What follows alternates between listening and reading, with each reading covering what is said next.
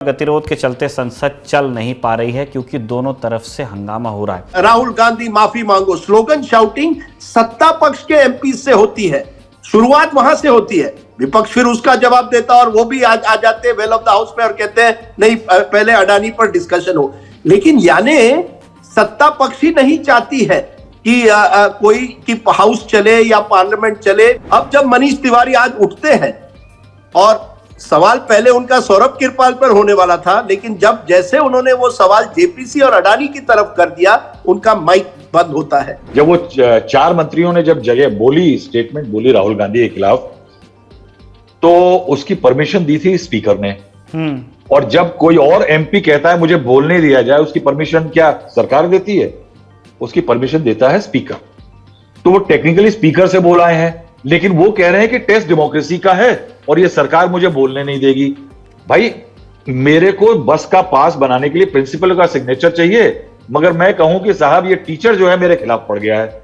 तो क्या है कि एक पॉलिटिकल प्ले दोनों तरफ से चल रहा है। अडानी इशू पर मुझे लगता है सरकार ने तय किया this is a no go area.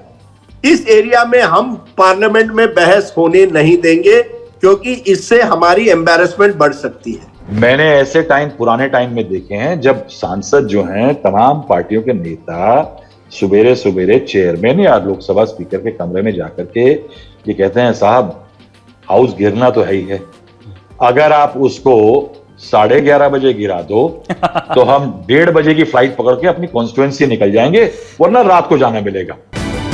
अगर आपको पता चले विपक्ष का इल्जाम है कि ए वर्ड आते ही माइक बंद हो जाते हैं। तो सरकार का कहना है कि जब सुप्रीम कोर्ट ने कमेटी बना दी तो फिर जेपीसी की मांग का आधार क्या रह जाता है। फिर राहुल गांधी ने लंदन में जो कहा उस पर सरकार माफी अब भी चाहती ही है। नतीजे में गतिरोध है और गतिरोध के चलते संसद चल नहीं पा रही है क्योंकि दोनों तरफ से हंगामा हो रहा है। यह मालूम ही नहीं चल रहा है कि सदन चलने कौन नहीं दे रहा है, विपक्ष या पक्ष यानी सरकार। अंदर की बात क्या है हम जानेंगे अपने दो मेहमानों से।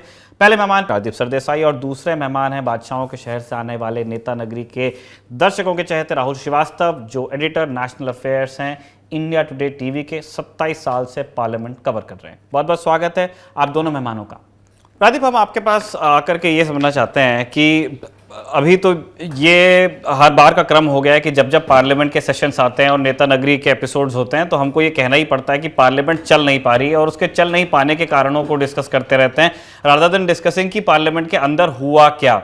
मेरे जैसे यंग लोग रिकॉल ही नहीं कर पाते हैं कि हमने कब आखिरी बार ये हुआ था कि पार्लियामेंट में एक बढ़िया एक रिच डिबेट हुआ हो, उसके बाद में कुछ आर्टिकल्स पब्लिश हुए हों और फिर उसके ऊपर लोग बात कर रहे हैं, डिस्कस कर रहे हैं कि हमारे रिप्रेजेंटेटिव्स ये सब करते हैं।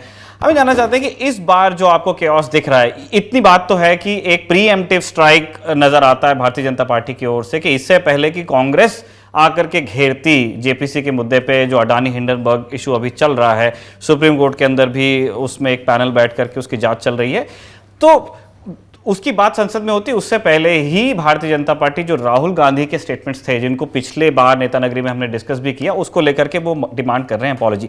इसके अलावा क्या आपको कोई कारण लगते हैं कि इस बार पार्लियामेंट चल नहीं पा रही है? देखिए, आपने 100% बात कही। इस बार पार्लियामेंट में जो मुझे नजर आया, जो इंटरेस्टिंग है कि सरकार पूरी तरह से किसी भी तरह से डिबेट नहीं चाहती है जो जेपीसी या अडानी की तरफ आए। कुछ भी हो वो नहीं करना है। और राहुल गांधी के जो वक्तव्य हुए लंदन में उसका उन्होंने पूरा फायदा उठाया है और ये बार बार कहा है कि राहुल गांधी माफी मांगो। अब आप सोचिए, आप कह रहे हैं आपने पिछली बार ये आप नहीं जानते कब एक रिच डिबेट पार्लियामेंट में हुआ। मैं पूछता हूं आपको कि पिछली बार कब हुआ है पार्लियामेंट में जहां सत्ता पक्ष के एमपीज लोकसभा और राज्यसभा में जैसे ही 11 बजते हैं, खासकर की लोकसभा में, कहते हैं नहीं राहुल गांधी माफी मांगो स्लोगन शाउटिंग सत्ता पक्ष के एमपीज से होती है, शुरुआत वहां से होती है। विपक्ष फिर उसका जवाब देता और वो भी आ जाते वेल ऑफ द हाउस में और कहते हैं नहीं पहले अडानी पर डिस्कशन हो। लेकिन यानी सत्ता पक्ष ही नहीं चाहती है कि कोई की हाउस चले या पार्लियामेंट चले। मैं आपको कहूं कि बिजनेस एडवाइजरी कमेटी होती है पार्लियामेंट की, जहां स्पीकर होते हैं और राज्यसभा में चेयरमैन ऑफ द हाउस बैठते हैं और वो डिसाइड तय करते हैं कि एजेंडा क्या होगा, किस बिल पर को पारित करना है, कितना समय अलॉट करना है। उन मीटिंग्स में भी एक ऐसी मीटिंग हुई जहां वहां के नुमाइंदे, एक पीयूष गोयल मंत्री जो राज्यसभा में बीजेपी के लीडर हैं और प्रहलाद जोशी जो पार्लियामेंट्री अफेयर्स मिनिस्टर है, उन्होंने कहा कि हाउस नहीं कुछ नहीं हो सकता जब तक राहुल गांधी माफी ना मांगे। तो बिल छोड़िए, लेजिस्लेशन छोड़िए, सत्ता पक्ष खुद कह रहा है कि जब तक राहुल गांधी माफी नहीं मांगते तब तक हमें और किसी बिजनेस में कोई इंटरेस्ट नहीं है। यह मुझे लगता है एक नयापन आ गया है। पहले तो क्या होता था, विपक्ष की तरफ से होता था कि नहीं, जो शोरगुल शुरू होता था वो विपक्ष की तरफ से होता था। अब क्या हुआ है, सत्ता पक्ष करता है, विपक्ष उसका जवाब देता है और कुछ इसकी वजह से इट सूट्स द गवर्नमेंट को ये सूट करता है इस समय कि कुछ ना कुछ कारण लेके बिल्कुल हमें सदन नहीं चलाना है। बड़ी इंटरेस्टिंग बात मैं आपको बताऊं, अभी मैं आपके इस शो के पहले मनीष तिवारी से बात कर रहा था, कांग्रेस के नेता। आज शुक्रवार का दिन है, उन्होंने एक क्वेश्चन रखा था कि सौरभ किरपाल जो गे एक्ट जो जज है, हाँ, और जज बनने का उनकी सिफारिश की गई थी, नॉमिनेशन किया गया था सुप्रीम कोर्ट कोलिजियम ने जज बनने के लिए, सरकार ने नकारा था। मनीष तिवारी ने एक सवाल उठाया था, क्वेश्चन आवर में उठाने वाले थे कि हमें बताइए कि कोलिजियम सिस्टम ने किस वजह से, ये जो कोलिजियम सिस्टम ने इनका जो नॉमिनेशन किया उसको रिजेक्ट क्यों किया गया है। जैसे ही वो उठे, उन्होंने देखा कि ये माहौल बिगड़ रहा है और उन्होंने अपना सवाल बदल के कहा कि हमें बताइए कि जेपीसी अडानी आप कब लगा रहे हैं। जैसे उन्होंने जेपीसी अडानी शब्द यूज किया, उनका माइक चला जाता है और 17 या 18 मिनट के लिए बिल्कुल टीवी पर कम से कम कुछ नहीं सुनाई देता लोकसभा में। यानी आप सोचिए अब किस लेवल तक हम आ गए हैं कि वो शब्द भी अब यूज नहीं हो सकता हाउस में। पहले तो पिछले सेशन में अडानी शब्द को एक्सपंज किया गया था, जब भी किसी व्यक्ति ने अडानी शब्द रिमार्क्स को सब एक्सपंज किया गया। अब जब मनीष तिवारी आज उठते हैं और सवाल पहले उनका सौरभ किरपाल पर होने वाला था, लेकिन जब जैसे उन्होंने वो सवाल जेपीसी और अडानी की तरफ कर दिया, उनका माइक बंद होता है। यानी जो फर्क पड़ गया है कि सरकार इस बार, और Prahlad Joshi parliamentary affairs minister, Piyush Goyal जो लीडर है उनके राज्यसभा में, वो इसमें शामिल है, वो बिल्कुल नहीं चाहते हैं। और सवाल ये उठता है कि ऑन व्हाट, ये अभी तक तय नहीं है कि under what rules you are asking Rahul Gandhi to apologise. चलिए, ये तो राजनीति है, राजनीति में तो आप कहेंगे विपक्ष ने ये गलत किया, आपने ये बयान गलत दिया, आपको माफी मांगनी चाहिए। ये तो आप किसी पॉलिटिकल रैली में कर दे, वो बात अलग है। अब आपसे ये है कि सवाल जो कुछ लोग कर रहे हैं कि किस रूल के तहत राहुल गांधी को माफी देनी है, या केवल आप चाहते हैं कि राहुल गांधी का जो माफी का मुद्दा उससे इतना बड़ा बनाए, रोज किसी एक नए मंत्री को आगे रखकर उसे कहें कि राहुल गांधी माफी मांगो ताकि सदन न चल पाए। तो I don't know when is the last time Nikhil कि सरकार की तरफ से सदन नहीं चलाने की एक मंशा बन गई है, जब तक ताकि ये जो पूरा जो जेपीसी अडानी की जो मांग है उसे संसद में ना उठ पाए, उस पर बहस ना हो पाए। That is the change I am seeing in this session. और वो मुझे लगता है बहुत इंटरेस्टिंग बात बन गई है कि अब एक ऐसी स्थिति हमारे संसद में आ गई है जहां सरकार, जिसकी जिम्मेदारी है हाउस चलाना, वो सरकार अब हाउस नहीं चलाना चाहती है और कुछ ना कुछ कारण लेके सदन को स्थगित कर रही है। सर, हम ये जानना चाहते हैं कि भारतीय जनता पार्टी की तरफ से ये कहा गया है कि ये एलिगेशंस बिल्कुल गलत हैं कि सरकार जान से भाग रही है। वो कह रहे हैं कि सुप्रीम कोर्ट ने एक कमेटी कॉन्स्टिट्यूट कर दी है जो इस मैटर को ऑलरेडी देख रही है, तो अब आपको पार्लियामेंट में अलग से जेपीसी करने की आवश्यकता क्या है, जब सुप्रीम कोर्ट एक सरकार का ही एक अंग है जो 3 हिस्से बने हुए हैं, जुडिशरी कंसिडर कर रहा है, तो आपको लेजिस्लेटिव जो है हमारी बॉडीज, उसके अंदर आपको अलग से जेपीसी क्यों चाहिए? ये बात सरकार बिल्कुल रख सकती है, कह सकती है कि देखिए सुप्रीम कोर्ट ने एक कमेटी तय की है, टर्म्स ऑफ रेफरेंस उसके दिए, जो जांच करेगी, जो एक तरह से निगरानी करेगी, जो सेबी की जांच हो रही है पूरे अडानी मामले पर। लेकिन ये बात अगर जायज भी है, ये आप हाउस में क्यों नहीं रखते? ये डिबेट के जरिए रखिए ना। इसका जेपीसी होनी चाहिए नहीं होनी चाहिए, इस पर बहस तो हो सकती है। आप बहस ही नहीं करवाना चाहते इस बात पर, क्योंकि बहस में कई चीजें निकल कर आएगी। आप कितने चीजों को एक्सपंज करेंगे? सरकार बिल्कुल कह सकती है हाउस में कि देखिए हमने सुप्रीम कोर्ट की जांच बन रही है, पार्लियामेंट्री अफेयर्स मिनिस्टर खड़े होकर कह सकते हैं कि देखिए हो रही है, इसलिए हम सोचते हैं इस पर जेपीसी नहीं बन सकती। उसका फिर कोई विपक्ष से उसका जवाब दे दे और इस पर फिर पूरी बहस हो। लेकिन जब बहस ही नहीं तो होती, प्राइमा फेसी आप बहस के लिए ही तैयार नहीं है, तो ये सवाल ही नहीं उठता है। ये बात जो कही जा रही है कि सुप्रीम कोर्ट की जांच है इसलिए हम जेपीसी नहीं कर सकते, पहले मैंने ये किसी से चेक किया, इसका कोई देयर इज नो बैरियर, कोई बैरियर नहीं है कि क्योंकि सुप्रीम कोर्ट इस पर जांच कर रही है इसका मतलब है कि संसद इस पर जांच नहीं कर सकती। संसद is supreme, under our constitution parliament is supreme, तो supreme parliament has the right to decide even if supreme court is investigating. दूसरी बात आपने कही कि जेपीसी, देखिए जेपीसी जो है आपको पता होगा कि स्टॉक मार्केट स्कैम जब 92 में हर्षद मेहता का हुआ था, उसके बाद जेपीसी बनी थी। उस जेपीसी और उनके जो फाइंडिंग्स थे, उसके बाद सेबी का कुछ सालों बाद एक तरह से सेबी की स्थापना हुई, सेबी को एक शक्ति मिली। There was a new stock exchange, rules were put in, strengthened, उसे मजबूत किया गया और एक सेबी जैसी एक स्ट्रॉन्ग बॉडी बनी जिसने हमारे, मुझे लगता है स्टॉक मार्केट्स को एक ट्रांसपेरेंसी जरूर लाई है, जो स्टॉक मार्केट स्कैम के बाद लगा था कि जो हमारे मार्केट्स है वो बार बार मैनिपुलेट होते हैं। फिर केतन मेहता की एक इसी तरह से जेपीसी बनती है, 2001 या 2 में बनती है। उस जेपीसी के बाद भी कई रिकमेंडेशंस हुए और उससे भी और मजबूती मिली मार्केट रेगुलेटर को। तो यह कहना कि कुछ नहीं हो सकता, देखिए जेपीसी का मतलब यह नहीं है कि किसी को आप दोषी ठहराए, जो शायद विपक्ष चाहती है कि हम सरकार को कटघरे में रखें।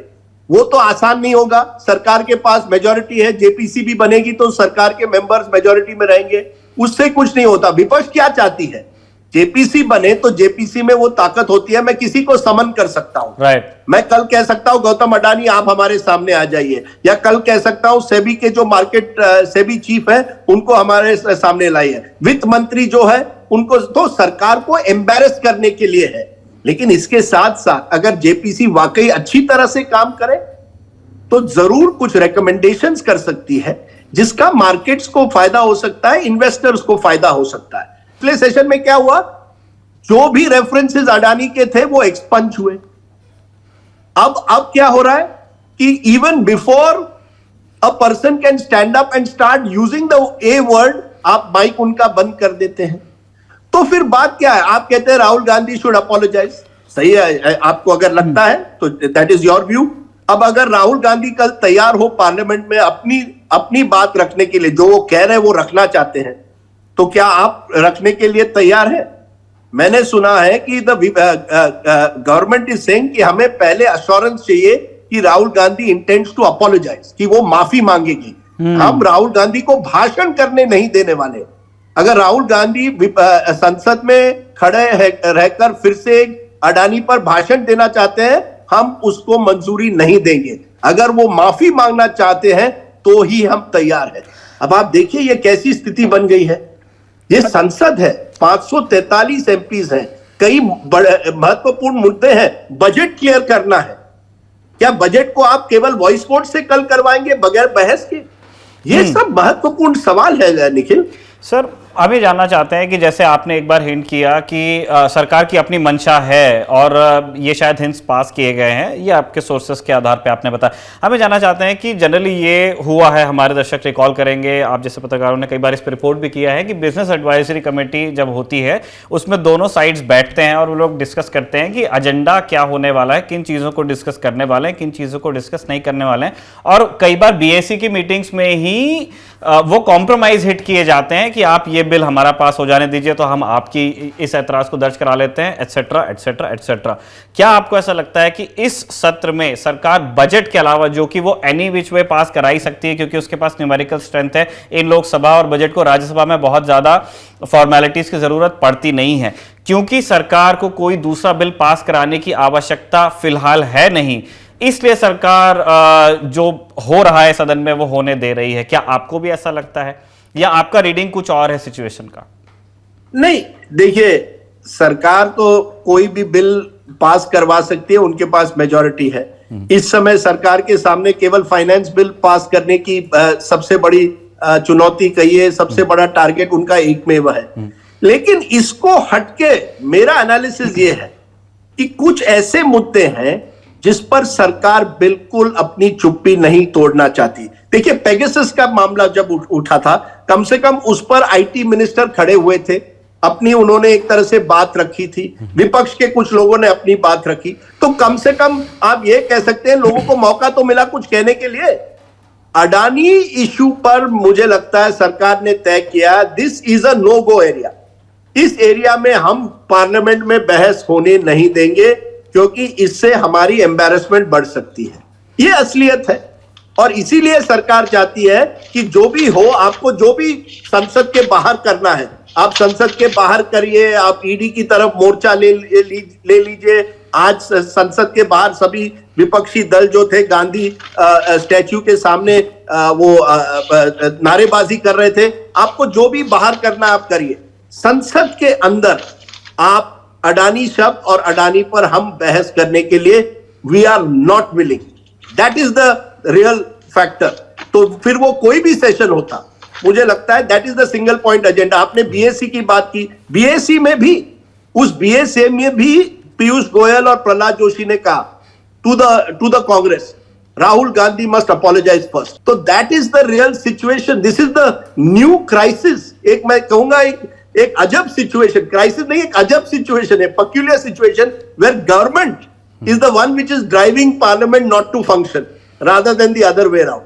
राहुल जी, हम इसी चीज को लेकर आपके पास में आना चाहते हैं। रादीप तो अपने सोर्सेस के आधार पर कह रहे हैं कि बीएससी के अंदर सरकार ने ये कम्युनिकेट कर दिया है कि पार्लियामेंट तब चल सकती है, आपको बोलने के लिए तब रूम मिल सकता है जब हमें ये हमको अश्योरेंस मिल जाए कि राहुल गांधी अगर माफी मांग रहे हों, तो अगर वो इंटेंशन वो अपनी क्लियर करेंगे तो हो सकता है कि फिर पार्लियामेंट चले, ऐसा उनका दावा है, वो सोर्सेस के आधार पे बता रहे हैं।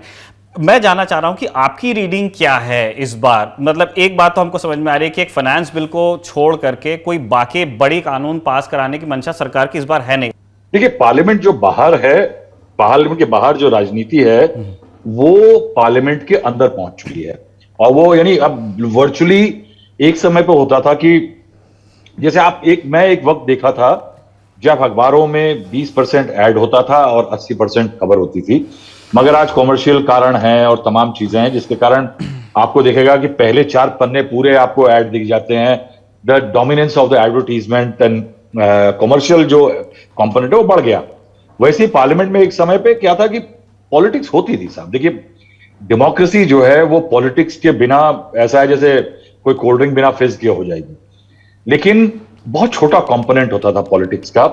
जब मैंने पॉलिटिक्स में जब मैंने पार्लियामेंट कवर करनी शुरू करी 26-27 साल पहले, उस टाइम पे अटल बिहारी वाजपेयी साहब का बड़ा वो हिस्टोरिक स्पीच रहा और तमाम ऐसे हल्ला होता था, तलखियां थी, नाराजगियां तमाम हुआ करती थी।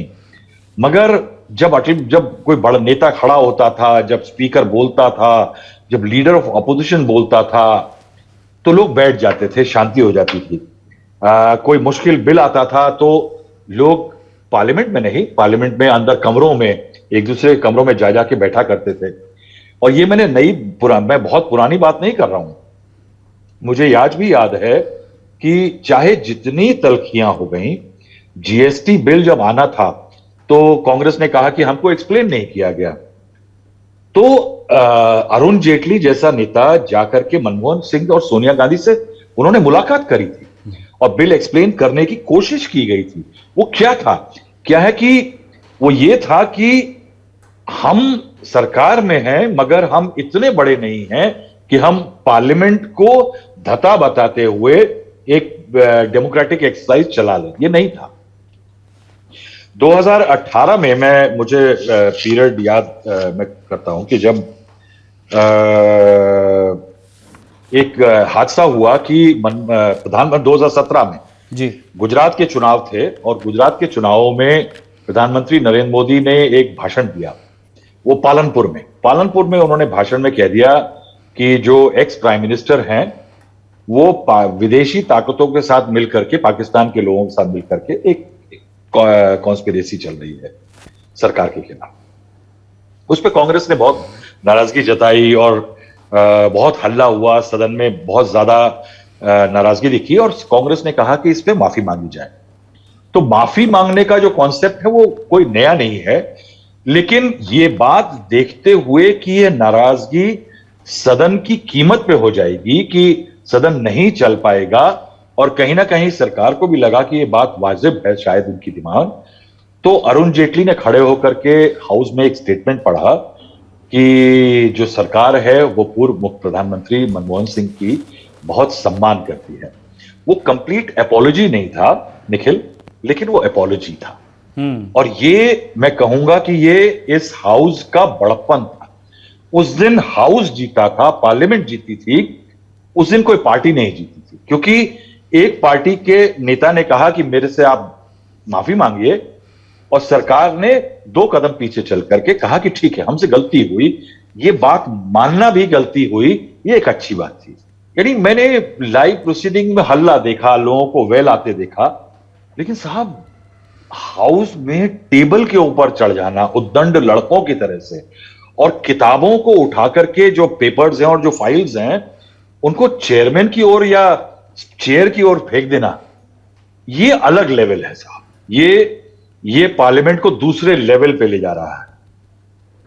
हमने एक पीरियड देखा 2018 में, जब विपक्ष की और सरकार की तनातनी बहुत ज्यादा चल रही थी, तो 14 मार्च का दिन था, ये आसपास का ही दिन था, यानी 5 साल पहले, तो फाइनेंस बिल आना था। ये सत्र इसीलिए होता है कि बजट पास कराया जा सके। 218 अमेंडमेंट थे, 2 बिल थे, 99 मंत्रालय और डिपार्टमेंट इस सरकार के, 99 मंत्रालय और डिपार्टमेंट, और हल्ले के कारण सुमित्रा महाजन जी जो स्पीकर थी, उनको एक प्रोविजन यूज करना पड़ा पहली बार, कि गिलेटिन करना पड़ा, जिसके जरिए बजट और फाइनेंस बिल 218 अमेंडमेंट और 2 बिल इस देश के बिना डिबेट के पास हो गए। अब ये एक अलग लेवल है, ये अलग लेवल है कि जिसके अंदर इतना बड़ा बिल, फाइनेंस बिल, जो कि इस देश की दिशा और दशा तय कर देता है, वो बिना डिबेट के पास हो जाए। तो ये एक लेवल अलग जो है वो जन्म रहा है। हमने एक पुराने पीरियड में देखा था कि जब जॉर्ज फर्नांडिस के ऊपर कॉफिन गेट का मामला आया था, तब तलखियां एक लेवल पे एक समय पे बहुत ज्यादा बढ़ गई थी। यानी उस समय कॉफिन चोर नाम का एक आंदोलन चलाया कांग्रेस ने और विपक्ष ने, और महीनों तक जब भी जॉर्ज फर्नांडिस हाउस में आते थे तो उनका बॉयकॉट होता था, उनको हाउस में बैठने पे बाकी जो पार्टियां थी वो चली जाया करती थी। एक वक्त वो भी आया जब मनमोहन सिंह साहब ने अपने हौसले को लेकर के शेर पढ़ा और सुषमा स्वराज ने उनका शेर से जवाब दिया। तो मैं इसलिए ये रिकाउंट कर रहा हूं निखिल कि पॉसिबिलिटीज दोनों तरफ हैं, कि आप चाहें तो हाउस को गिरा दें और आप चाहें तो हाउस को उठा दें। हमने ये भी देखा कि जब 2 बड़ी पार्टियां समन्वय पे आ जाती हैं निखिल, तो हाउस चल जाता है। जिस समय पे महिला आरक्षण बिल की बात हुई थी, एक जब यूपीए के टाइम में होना था, तब बीजेपी ने समर्थन कर दिया था और बिल पास हुआ, जबकि कांग्रेस के अपने सहयोगी आरजेडी जैसे और समाजवादी पार्टी जो सहयोग कर रहे थे, उन्होंने विरोध किया, इतना विरोध किया कि वो हाउस में उनके एमपीज उठ नहीं रहे थे, वो बैठे रहे प्रोसीडिंग्स खत्म होने के बाद भी। लेकिन जब 2 पार्टियां मिल गई तो नियत साफ हो गई कि साहब हाउस चलना है, और महिला आरक्षण बिल हाउस में पास हुआ। तो अब हम उस समय से कंपेयर करते हुए अगर आज की स्थिति में आ जाएं, तो आप देखिए कि डेली हाउस नहीं चल पा रहा है, और आज तो देखिए इंतहा हो गई आखिरी दिन होता है, बहुत ज्यादा बिजनेस नहीं होता है, लेकिन आज 11 बजे हाउस चला। अभी तक क्या हो रहा था पहले कुछ दिनों से, जब से हाउस ये ब्रेक के बाद सत्र शुरू हुआ है, कि पहले 1 बजे 11 बजे तक, 12 बजे तक, फिर 2 बजे तक, और फिर पूरे दिन के लिए मुलतवी किया जाता था अगले दिन के लिए सेशन को। लेकिन आज 11:26 पे करीब पे chairman Rajya Sabha speaker, Lok Sabha speaker ने हाउस को एडजर्न कर दिया कि अब हम सोमवार को मिलते हैं साहब। अब आप ये कह रहे हैं कि राजदीप ने कहा कि बीएससी के अंदर ये बात क्लियर कर दी गई है कि हाउस नहीं चलेगा। देखिए, ऐसा कोई नहीं कहता है कि फला होगा तब हम ये कर देंगे। नहीं, वो कह रहे थे कि लेकिन एक हाँ, हिंट ये है पास कि- किया गया है। राजदीप का ये कहना था कि एक हिंट पास। देखिए, जिस दिन, मैं आपको सीक्वेंस बताता हूं निखिल, कि जिस दिन ये मामला उठा पहले दिन, उस दिन 16 विपक्षी दलों की एक बैठक हो गई थी खड़गे साहब के कमरे में, और इसमें कुछ पार्टियां नहीं आई थी। लेकिन उस मीटिंग के अंदर यह तय हो गया था कि इस सेशन के अंदर हम विपक्ष जो है वो अडानी मामले पे जेपीसी और इस सब की मांग लेकर के अड़ा रहेगा, किसी भी तरह पे उस पे बैकफुट पे आने का तय नहीं होगा।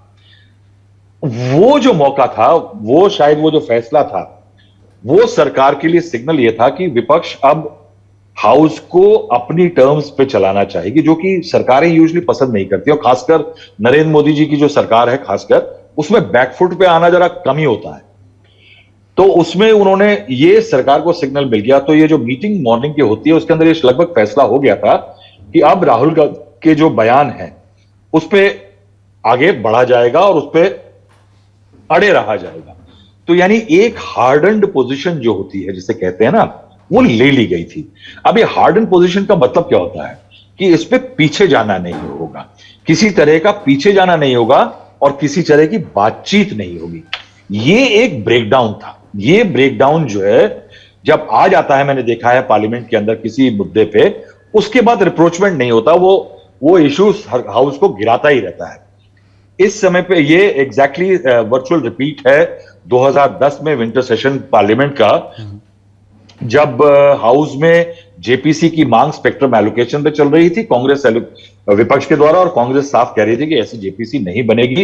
रोज गांधी स्टैच्यू के सामने प्रोटेस्ट होती थी, रोज तख्तियां आती थी स्पेक्ट्रम पे, 2G स्पेक्ट्रम पे, और रोज इसी मामले पे हाउस एडजर्न होता था, सरकार अड़ी रहती थी। इवेंचुअली ये स्थिति वही है, और सरकार की तरफ ये सरकार मन बना चुकी है। देखिए, अडानी इशू, जैसे राजीव कह रहे थे, नो गो एरिया है, उस पर बहस होनी नहीं है। उस पर निर्मला सीतारमण जी की स्टेटमेंट आ गई है, और अब सरकार के पास एक नया एलिमेंट आ गया है कि मामला सब जुडिस है, कोर्ट में है, सुप्रीम कोर्ट में 6 मेंबर कमेटी बैठ गई है, सेबी को देखने को कह दिया गया है। उसके बाद पार्लियामेंट में इसकी बहस करने की जरूरत नहीं है। यही आपको याद होगा कि रफाल मामले पे भी एक तरह से यही एक स्टैंड सरकार का आ गया था। अब मुझे एक बात जो मैं इसमें कहना चाहूंगा कि ये इस सरकार में मैं एक बात मैं कहूंगा कि जिसे कहते हैं ना ब्रॉड शोल्डर्स, कि आप पे हमला हो तो आप ढिठाई से उस हमले को बर्दाश्त करें। कहेंगे साहब मैं पीछे नहीं होने वाला हूं। मैंने मनमोहन सिंह सरकार में एक कमी देखी कि जब उस पर बहुत ज्यादा दबाव पड़ता था तो वहां एक इमेज का चक्कर बहुत ज्यादा आ जाता था। तो वो इमेज में ये था कि हम सही हैं कि गलत हैं, उसमें पहले मंत्री का इस्तीफा जल्दी ले लेते थे दबाव में, और उसके बाद कमेटियों का गठन करके दबाव में आकर के वो बैकफुट पे आ जाते थे या जांच एजेंसी को सौंप देते थे। इस सरकार में वो नहीं। इस सरकार में वो मुरव्वत की भावना जो होती है वो बिल्कुल नहीं है। अगर आप देखें तो 2 मुद्दों पे तमाम मुद्दे उठे हैं जिसपे सरकार प्रेशर में रही है, लेकिन एक लैंड एक्विजिशन बिल का मामला जिसपे सरकार पीछे गई, वो किसका मामला था? वो अगेन किसानों की जमीन का मामला था। वो 67% इस देश के वोट बैंक का मामला था, जिस वोट बैंक को टारगेट करके, एक प्रिंसिपल टारगेट बांध करके बीजेपी जो है वो कोशिश कर रही है कि हम अपना डेमोग्राफिक बेस शिफ्ट करें।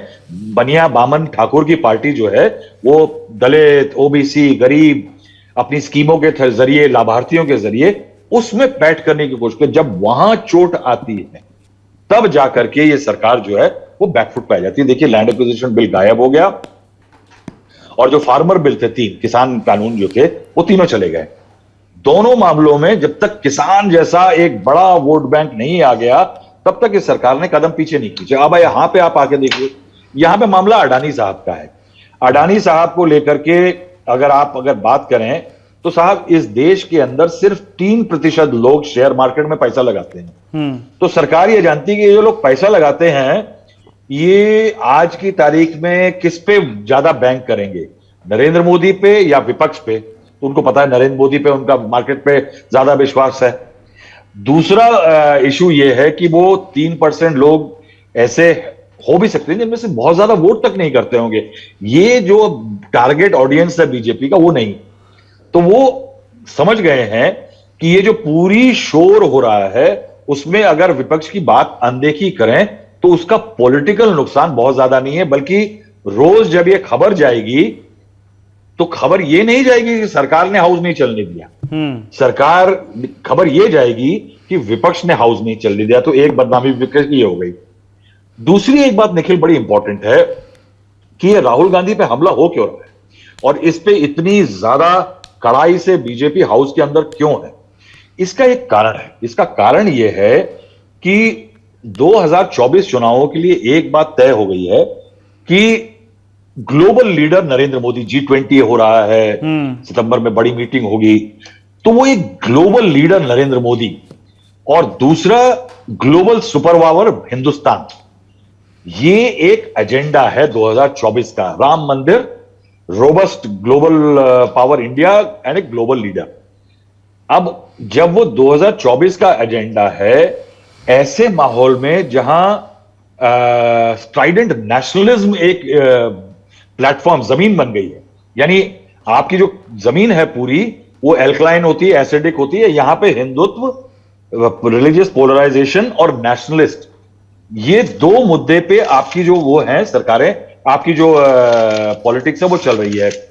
अब जब ऐसे माहौल में जब आपकी पूरी सरकार एक नेशनलिस्ट के मुद्दे पे चल रही है और बीजेपी पे हमला हो रहा है ग्लोबल पावर या ग्लोबल लीडर पे, तो बीजेपी ने पैंतरा बदल करके एक ऑफेंसिव लॉन्च कर दिया है कि साहब राहुल गांधी हिंदुस्तान की बेइज्जती कर रहे हैं।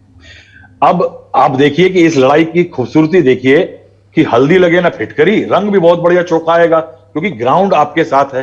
राहुल गांधी की प्रेस कॉन्फ्रेंस जिसमें उन्होंने कहा साहब मेरे को मौका नहीं, डेमोक्रेसी का टेस्ट है, मुझे मौका नहीं मिलेगा, तो अगर नहीं मौका दिया जाए, 4 लोगों ने मुझे बोला है मंत्रियों ने, तो मैं भी बोलना चाहूंगा, मुझे समय दिया जाए, मुझे मालूम है मुझे टाइम नहीं दिया जाएगा। साहब देखिए अब उसमें बड़ा इंटरेस्टिंग प्ले है। जब वो 4 मंत्रियों ने जब स्टेटमेंट बोली राहुल गांधी के खिलाफ, तो उसकी परमिशन दी थी स्पीकर ने। और जब कोई और एमपी कहता है मुझे बोलने दिया जाए, उसकी परमिशन क्या सरकार देती है? उसकी परमिशन देता है स्पीकर। तो वो टेक्निकली स्पीकर से बोल आए हैं, लेकिन वो कह रहे हैं कि टेस्ट डेमोक्रेसी का है और ये सरकार मुझे बोलने नहीं देगी। भाई मेरे को बस का पास बनाने के लिए प्रिंसिपल का सिग्नेचर चाहिए, मगर मैं कहूं कि साहब ये टीचर जो है मेरे खिलाफ पड़ गया है। तो क्या है कि एक पॉलिटिकल प्ले दोनों तरफ से चल रहा है। इवेंचुअली इस सदन की जो, इस सेशन की जो मेमोरीज रहेंगी ना आपकी, वो राहुल गांधी वर्सेस सरकार, नरेंद्र मोदी वर्सेस राहुल गांधी, कांग्रेस वर्सेस वो रह जाएंगी। और दोनों बड़ी पार्टियों ने अपने बीच में इस खेल को बड़े सफलता से सिमटाने की कोशिश की है। अब आने वाले चुनाव के देखते हुए अगर आप देखिए तो Karnataka Congress versus BJP, Rajasthan Congress versus BJP, Madhya Pradesh Congress versus BJP. तो निखिल देखिए ये पॉलिटिक्स की खूबसूरती होती है कि पॉलिटिक्स एक मंच बना है पार्लियामेंट, लेकिन प्ले क्या हो रहा है कि ये 2 पार्टियां जो बड़ी हैं ये अपने बीच में खेल को सिमटाने में जुट गई हैं। और इसमें छोटी पार्टियां जो है वो सरकार बीजेपी की विरोधी हैं, तो वो साथ में आना चाह रही हैं, आ रही हैं, लेकिन इवेंचुअली ना तो फायदा इन पार्टियों का हो रहा है और सबसे बड़ा नुकसान अगर हो रहा है तो वो इंडिविजुअल सांसद का हो रहा है। मैं हमेशा ये बात कहता हूं कि इस मारपीट धूमधड़ाम की राजनीति में जो पार्लियामेंट में होती है, इसके अंदर लोकतंत्र का नुकसान और ये पार्लियामेंट में नुकसान, हनन, इज्जत, ये सब नहीं होता। इस सब का सबसे बड़ा लूजर ये होता है कि जो एंटिटी एमपी होता है ना, उसका वजूद धीरे धीरे खत्म हो रहा है। ये क्या कि सबसे बड़ी बात यह है कि इस देश की जनता में भी कभी कभी मैं ये सोचता हूं कि गली में एक खंबे के लिए गुम्मे से सर फोड़ लेते हैं हम आपस का, लेकिन वहां यानी जिसे कह रहे हैं कारवां लुट रहा है, ये जो रोज पार्लियामेंट में हो रहा है, ये कारवां लुट रहा है, यानी करोड़ों का माल लुट रहा है साहब आपका, जनता का। ये मैं यानी 1 सेकंड की कीमत जो है वो करीब 1 लाख से ऊपर है। तो अब आप ये सोच लीजिए कि पैसा तो डूब ही रहा है, लेकिन आपके राजनीतिक जो डेमोक्रेटिक लोकतांत्रिक हुकूक हैं वो आपके हक रोज मारे जा रहे हैं साहब। कोई नहीं पूछ रहा कि आपके गली में खड़ंजे में काम हुआ कि नहीं। जब आप रोज जाकर के सरकार को खड़े होकर के सरकारों को और तमाम सिस्टम को गरियाने में इतना आनंद आता है हिंदुस्तानियों को कि भाई जब गाली देने में आएगा तब आएंगे, लेकिन भाई मुझे ये बताइए कि काम कैसे होगा, सरकारों को लगाम पे कौन लाएगा। ये पार्लियामेंट का काम साहब बिल पास करना नहीं है, ये बहुत ही एक बड़ा मिसनॉमर है इस देश के अंदर। ये किवदंती बना दी गई है, धारणा बना दी है जैसे कि ये honesty is the best policy इस देश में है कि पार्लियामेंट का काम बिल पास करना नहीं साहब। पार्लियामेंट का काम यह भी है कि वो सरकारों को लगाम पे लगा के रखे, वो गलत बिल पास होने से पहले रोके, अच्छे बिल बनाए और किसी के वेस्टेड इंटरेस्ट को ना आने दे। अभी आपको याद होगा कुछ साल पहले तमाम इंडस्ट्रियलिस्ट जो कि स्टैंडिंग कमिटीज में घुस गए थे और आज भी हैं, वो क्यों घुसते हैं? वो इसलिए जिससे कि जब यानी आपको सबसे बड़ा एग्जांपल तो विजय माल्या है, जो आदमी पैसा दे करके हाउस के अंदर आता था राज्यसभा का मेंबर बन के, वो आदमी ये आप तमाम अखबारों में आरोप पढ़े होंगे, और वो आदमी हवाई जहाज की कंपनी चलाता है, एयरलाइन चलाता है, और वो सिविल एविएशन की स्टैंडिंग कमेटी में है। ये तो यानी घोर इंटरेस्ट है ना आपका, और आप उस स्टैंडिंग कमेटी में हैं। तो क्या है कि जब ऐसे में आपका हनन हो रहा है आपके हुकूक का, आप जाग ही नहीं रहे हैं, आपको कोई फर्क नहीं पड़ता है कि रोज लगातार निरंतर आपके सांसद जिस काम के लिए भेजे गए हैं वो काम कर ही नहीं रहे हैं, आपकी आवाज उठा ही नहीं रहे हैं। आपके मोहल्ले में बिजली नहीं है, खड़ंजा नहीं है, आपकी बेटियां सेफ नहीं है, आपको स्कूल नहीं, कॉलेज नहीं है, आपको 400 किलोमीटर जाना पड़ता है तमाम चीजों के लिए। ऐसे ऐसे गांव हैं इस देश के अंदर जहां नदी पे पुल नहीं है, तो लोगों को नेपाल होकर के अपने महाराजगंज में अपने हेडक्वार्टर में आना पड़ता है। कोई दर्द ही नहीं लोगों को अपने लिए। तो कुल मिलाकर के ये जो जनता का लैक ऑफ प्रेशर है, वो उसको देखते हो अगर आप देखें तो पार्लियामेंट की जो लाइव प्रोसीडिंग्स थी, जो 2006 से लोकसभा टीवी का खुला, 2011 से राज्यसभा टीवी का, मैंने तमाम ऐसे ओकेजन देखे। पहली बार मैंने यानी राज्यसभा में मैंने पहली बार देखा था जब ये हुआ था कि ये कहा जाता है कि मेरा माइक बंद हो जाता है साहब। अरे साहब, माइक बंद करना भी चेयरमैन की मजबूरी है या जो पीठासीन है उसकी मजबूरी है। अब हो क्या रहा है कि मैंने आपको बताया था ये लल्लन टास्क के लिए कि साहब रोज सवेरे 11 बजे होता था क्वेश्चन आवर दोनों हाउस। रोज सवेरे जोश, और जैसे कि एक जोश का इंजेक्शन लगा करके अपने सांसद जो है वो पार्लियामेंट आते हैं राज्यसभा में। यूपीए 2 की बात कर रहे हैं जी जी। और उसमें आके क्या करते थे कि आते ही क्वेश्चन आवर को ध्वस्त कर देते थे। रोज कहते थे आके कि एडजर्नमेंट होगा, हमारी बात पहले होगी, सवाल जवाब बाद में होंगे। तो हामिद अंसारी साहब ने कहा कि साहब ये रोज इनको आने पे भड़ास निकालनी होती है तो ऐसा करते हैं कि एक भड़ास पीरियड बना देते हैं। तो उन्होंने क्या किया कि क्वेश्चन आवर को 1 घंटा बाद शिफ्ट कर दिया, 11 बजे की जगह 12 कर दिया, और 11 से 12 के लिए एक भड़ास पीरियड निकाल दिया कि वो उस पीरियड में आप अपनी बात कहिए। तो नेता अपनी बात कहने लगे, और जब बात कहने बैठेगा साहब, नेता है तो सारा वक्त उसी का होना चाहिए। तो चेयरमैन साहब ने कहा कि साहब 3 मिनट की मियाद है, अपनी बात कह लीजिए, सबको मौका मिल जाएगा। मैंने ऐसे भी पीरियड देखे हैं कि जहां 1 घंटे के अंदर 21 सांसदों को मौका दिया हामिद अंसारी ने कि वो अपनी बात रख पाए। तो सोचिए कितनी खूबसूरत चीज है कि 21 सांसद इस देश के अलग अलग इलाकों से उन्होंने अपनी अपनी बात रख दी कि मेरे इलाके में। और बहुत छोटी छोटी बात देखी है मैंने। एक बार एक सांसद ने 11 ट्यूबवेल की मांग करी थी साहब। कितनी खूबसूरत बात है कि एक छोटे से इलाके में, एक ब्लॉक के अंदर 11 ट्यूबवेल की मांग जो है वो देश के सबसे बड़े लोकतांत्रिक टेंपल के अंदर गूंजती है। इससे बड़ी बात नहीं हो सकती। लेकिन फिर यही हुआ कि उसके बाद वो 3 मिनट से ज्यादा बोलने लगे। अब 3 मिनट से ज्यादा बोलने लगे में एक प्रॉब्लम आई कि ऑन रिकॉर्ड जब चेयरमैन कहता है कि 3 मिनट के बाद रिकॉर्ड नहीं होगा, तो वो रिकॉर्ड पे तो नहीं जाता है। जो एक क्या होता है, एक टेबल ऑफिस होता है, जी जी, वो नोट करता है कि किस सांसद ने कितने बजे क्या बोला। वो एग्जैक्ट वर्बेटिम डिबेट का हिस्सा होता है। अगर कोई भी इस देश में इंटरेस्टेड हो तो लोकसभा या राज्यसभा के साइट में जाए, डिबेट्स में जाए और उस दिन की डिबेट का क्लिक करे, तो उसको अनएडिटेड डिबेट्स मिल जाएंगी। यानी ये भी बहुत बढ़िया चीज है, अब एक एक चीज जान सकते हैं कौन ने क्या कहा। उसके अंदर शोर है तो शोर लिखा होता है, किसी ने शटअप बोला तो शटअप भी आ जाता है, जब तक अगर चेयरमैन उसे कहना दे कि इसको डिलीट कर दिया जाए, एक्सपंज कर दिया जाए। तो सब जब बोलने लगे, लेकिन होता यह था कि लोगों को पता था कि ये यहां रिकॉर्ड पे नहीं आएगा, लेकिन वहां के रिकॉर्ड में कोई इंटरेस्टेड कहां है साहब। वो है कि साहब ये लाइव टेलीकास्ट जा रहा है, मेरे गांव में कोई देखेगा कि मैंने किस जोर शोर से काम किया, तो ऐसा है कि अगले 6 महीने में उसके बाद मुझे कॉन्स्टिट्यूंसी में जाने की जरूरत नहीं है, या मैं एक पॉलिटिकल पॉइंट स्कोर कर रहा हूं अपने विरोधियों के खिलाफ, तो मेरे फायदे में आएगा, तो मैं पॉलिटिकल मुनाफे के लिए अपनी कॉन्स्टिट्यूंसी में वहां पे बढ़ाने लगा। तो क्या हुआ कि वो माइक को डिम करने की आदत शुरू हो गई हाउस के अंदर 3 मिनट के बाद। उसके बाद जब हुड़दंग का लेवल आया, हुड़दंग बढ़ने लगा, तो हुड़दंग इसलिए लोग करने लगे कि उनको लगने लगा कि उनके हुड़दंग को जब लोग लाइव पे देखते हैं तो उनको अच्छा लगता है, उनको लगता है कि मेरा सांसद भाई देखो उधम जोत रहा है।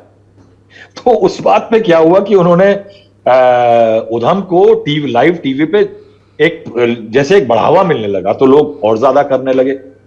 तब ये फैसला आया कि साहब ऐसा है कि जिस टाइम पे बहुत ज्यादा उधम हो रहा हो, तो उस समय पे उस कैमरे का एंगल मूव करके सिर्फ चेयरमैन पे डाल दिया जाए, या जो शख्स बोल रहा है या उधम नहीं कर रहा उसके ऊपर फोकस कर दिया जाए। तो ये प्रथा शुरू हुई। अब वो करते करते अब इस लेवल पे आ गई है कि अब ये विरोध होने लगा है कि मेरे पे कैमरा नहीं होता, हमारे से कैमरे हटा लिए जाते हैं और हमारे माइक बंद कर दिए जाते हैं। अब उसमें एक सवाल तो ये उठता है कि साहब चाहे अच्छा हो या बुरा, अपने समय में कॉन्स्टिट्यूशन को अमेंड कर डालिए, और अमेंड ये कर डालिए कि स्पीकर और चेयरमैन की नहीं चलेगी, क्योंकि जब माइक तब बंद होते हैं या कैमरा आपसे तब हटता है जब पीठासीन जो नेता होता है वो ये कहता है कि अब इनका माइक बंद हो जाए। तो ये जो माइक है ये सरकार के हाथ में नहीं है। आप कहेंगे कि ये मिली भगत है, तो ये बात सांसद कह सकते हैं, पार्टियां कह सकती हैं, ये बातें हम नहीं कह सकते। तो वो प्रथा जो वहां से शुरू हुई थी लाइव टेलीकास्ट के गलत इस्तेमाली के कारण, वो अब एक एक्सरसाइज ऐसी बन गई है कि जिसके अंदर लोग कंप्लेंट करने लगे, साहब हमारा तो माइक बंद हो जाता है। राहुल गांधी रोज कहते हैं कि मेरा माइक बंद कर दिया जाता है। तो वो ये जो शिकायत पब्लिक में करते हैं वो एक पॉलिटिकल शिकायत है साहब। क्यों? क्योंकि माइक सरकार के कहने पे बंद टेक्निकली नहीं हो सकता। टेक्निकली माइक सरकार के कहने पे बंद नहीं हो सकता, वो सिर्फ स्पीकर के कहने पे हो सकता है। तो आरोप या तो राहुल गांधी सीधा कहें कि स्पीकर कर रहे हैं या चेयरमैन कर रहे हैं, वो कहा नहीं जा सकता। क्यों? क्योंकि वो मानहानि का मामला हो जाएगा, प्रिविलेज का मामला हो जाएगा, तो वो सरकार की तरफ उसको टर्न कर देते हैं। अब उस सबके अंदर क्या है कि पब्लिक के अंदर क्या परसेप्शन जाए, ये सवाल बहुत जरूरी उठ रहा है। क्या है कि आप डिसरप्शन करके क्या लोगों को एंथ्यूज कर रहे हैं कि वो पार्लियामेंट्री प्रोसीडिंग्स देखें। मैं ये कहूंगा कि आज की तारीख में जैसे 26 बिल थे इस सेशन के शुरू होने के पहले, जिस दिन सरकार ने यह फैसला किया और राजनाथ सिंह जी खड़े हुए 11:03:33 पे पहले दिन सत्र के जब शुरुआत हुई बजट सेशन के, और उन्होंने जैसे ही कहा राहुल गांधी माफी मांगे, तो मैंने अपने साथ बैठे हुए मित्रों को यही कहा था कि साहब सरकार ने तय कर लिया है कि अगर जरूरत पड़ी इस बार तो शोर में बजट पास करा लेंगे, बुलेटिन करा करके, क्योंकि ये बजट, ये सेशन जोड़ने की नहीं, ये सेशन तोड़ने की एक्सरसाइज शुरू हो गई है। तो अब कुल मिलाकर के हम देखें तो इस देश के अंदर जो पार्लियामेंट्री सिटिंग्स होती थी वो कम हो रही हैं। एक समय पे 120, 25, 130, 40 तक साल में सिटिंग्स गई हैं, जबकि आज इस देश में जो एवरेज है असेंबलीज में खासकर, वो 26 दिन का है। 365 दिनों में इस देश की जो असेंबलियां हैं वो औसतन सिर्फ 26 दिन बैठ रही हैं। यानी जो आपका विधायक है वो साल में 339 दिन 339 दिन तक उसका आता पता नहीं है। अगर वो कॉन्स्टिट्यूंसी नहीं आता है तो विधानसभा भी नहीं आ रहा है, कुछ अपना ही कुछ कर रहा है। तो कुल मिलाकर के ये डिक्लाइन आया है। ये सवाल भी पूछा जाए कि 365 दिन में अगर पार्लियामेंट सिर्फ 40 दिन 50 दिन बैठ रही है, तो ये सांसद जो कॉन्स्टिट्यूएंसी में नहीं आते हैं वो 300-300 दिन कर क्या रहे हैं? अगर वो कॉन्स्टिट्यूएंसी में नहीं आते, पार्लियामेंट में नहीं आते, तो वो जाते कहां हैं? मैं बताता हूं। बहुत सारे सांसद जो हैं वो स्टैंडिंग कमिटीज की मीटिंग में जाते हैं। स्टैंडिंग कमेटी की मीटिंग में साहब स्पेशल अलाउंस मिलता है। ये जो भत्ता मिलता है ना, क्या है कि एक बार ये भी सवाल आया था कि भत्ते को काम से जोड़ दिया जाए। तो क्या है कि जनता जिस दिन ये कह देगी ना कि जिस दिन हाउस डिसरप्ट हुआ उस दिन इन 788 लोगों को भत्ता नहीं मिलेगा। क्योंकि मैं ऐसे भी लोगों को जानता हूं निखिल, जो कि हफ्ते में एक बार आते हैं, अटेंडेंस लगाकर भाग जाते हैं। तो क्या है कि अटेंडेंस जब तक नहीं दिखेगी जनता को, जब तक उनका काम नहीं दिखेगा, डिसरप्शन हुआ जितने आवर का, तो आवरली वाइज उनका भत्ता कट जाएगा। शायद कुछ इस तरह की एक डेट्रीमेंटल वो आएगा पुश, तब जाकर के हालत सुधर सकते हैं। वरना मैं कहूंगा कि आज के पॉलिटिकल माहौल में निखिल इतना जबरदस्त एक ब्रेकडाउन है पॉलिटिकल पार्टीज के बीच में कि पार्लियामेंट को दोबारा पटरी पे लाना मुझे नहीं लगता कि बहुत आसान काम है। क्योंकि अब विपक्ष के टाइम पास, यानी एक टाइम पे हम जब छोटे थे पार्लियामेंट कवर करते थे 25-27 साल पहले, तो विपक्ष के पास एक अल्टीमेट वेपन होता था, एक ब्रह्मास्त्र होता था, गिरा देंगे साहब, वो गिरा देंगे, यानी हाउस गिरा देंगे। अब तो वो ब्रह्मास्त्र भी विपक्ष के हाथ से सरकार ने खींच लिया कि तुम क्या गिराओगे साहब, हम ही गिरा देंगे। दिग्विजय सिंह कह भी रहे हैं कि ये पहली बार देखा कि सरकार नहीं चलने दे रही है, मतलब एलिगेशन। नहीं देखो, मैं निखिल ऐसा है कि दिग्विजय जी जो है ना, ये राजनीति, ये राजनेताओं की ना एक बात है कि ये बहुत, इनके पास 2-3 जुबानें होती हैं। और वो क्या है कि मैंने ऐसे टाइम देखे हैं निखिल कि अगर देखिए मैं आपको बताता हूं कि मुझे आज पता नहीं क्या हुआ है कि मैं इसको चेक नहीं कर पाया कि रोज 11 से 12, 12 से 2 के बाद जाकर के अगले दिन के लिए हाउस की प्रोसीडिंग मुलतवी होती थी। लेकिन आज जो है वो जल्दी हो गई, 11:20-22 पे हो गई।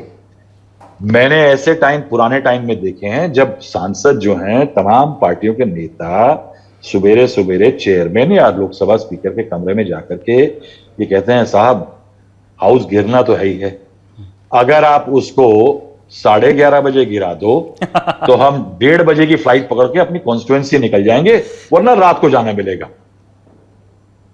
तो ये भी यहां पे इन दोनों में, इन सब में बहुत भाईचारा आ जाता है।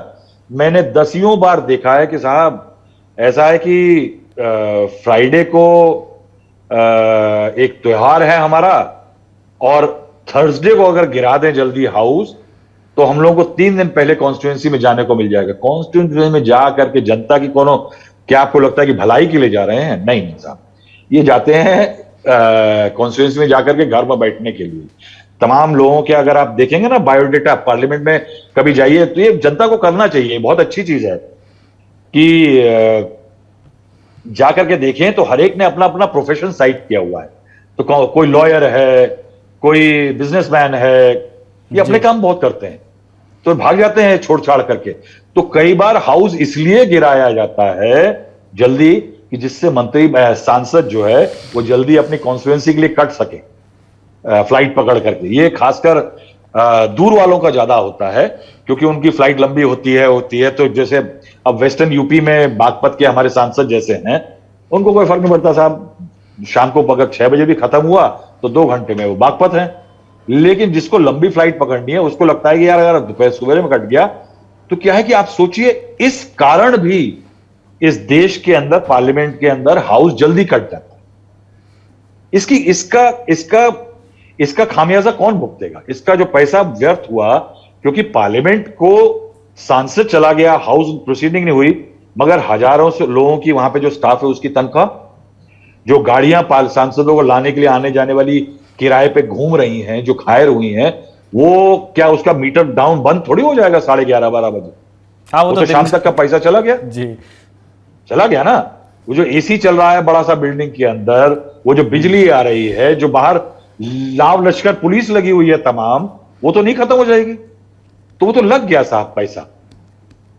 जब लग गया पैसा तो ये जनता को ये देखना पड़ेगा। मैं यानी एक सिंपल मोटी टेम्पलेट दे रहा हूं कि हर मिनट में आपका 1 लाख रुपया से ऊपर जनता का नुकसान हो रहा है।